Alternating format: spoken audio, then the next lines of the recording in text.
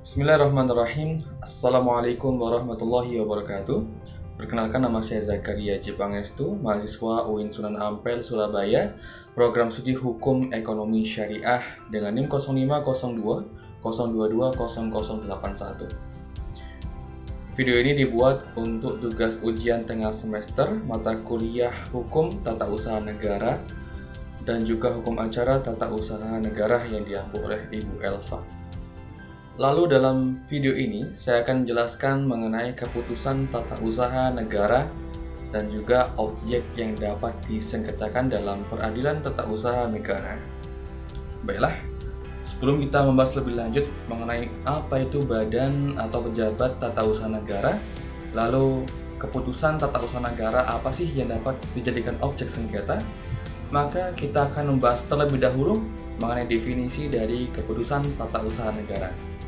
Menurut ahli yang bernama Van der Poort, yaitu orang yang berkebangsaan dari Belanda, dia menyebut KTUN, keputusan tata usaha negara, sebagai basicking, di mana basicking ini adalah tindakan hukum yang dilakukan oleh alat-alat pemerintah. Itu pernyataan kehendak mereka dalam menjalankan hal-hal khusus dengan maksud mengadakan perubahan dalam lapangan hubungan hukum. Lalu bagaimana dengan definisi keputusan tata usaha negara berdasarkan regulasi peraturan perundang-undangan yang ada di Indonesia? Berdasarkan Undang-Undang Nomor 51 Tahun 2009 Pasal 1 Ayat 9, di situ dijelaskan bahwa keputusan tata usaha negara ialah suatu penetapan tertulis yang dikeluarkan oleh badan atau pejabat tata usaha negara yang berisi tentang tindakan hukum tata usaha negara berdasarkan peraturan perundang-undangan yang berlaku, yang bersifat konkret, individual, dan final, di mana disitu akan menimbulkan akibat hukum. Oke, konkret di sini maksudnya secara umum, nyata, dan jelas sehingga dapat dilaksanakan.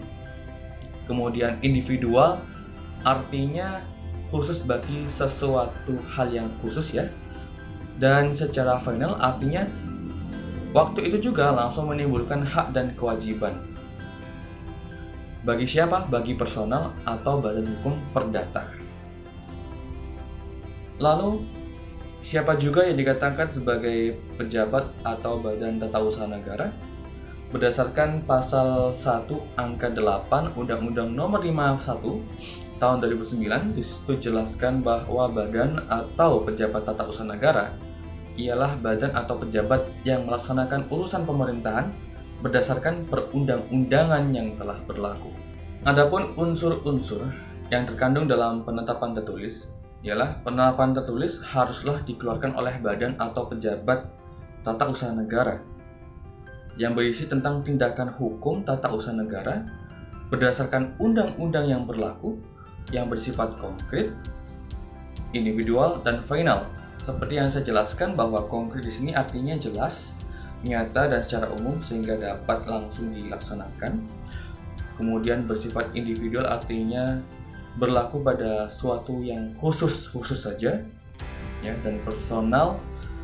Kemudian final artinya secara langsung menimbulkan akibat hukum, jadi ada hak dan kewajiban, dan juga tadi ya, menimbulkan akibat hukum bagi seseorang ataupun badan hukum perdata.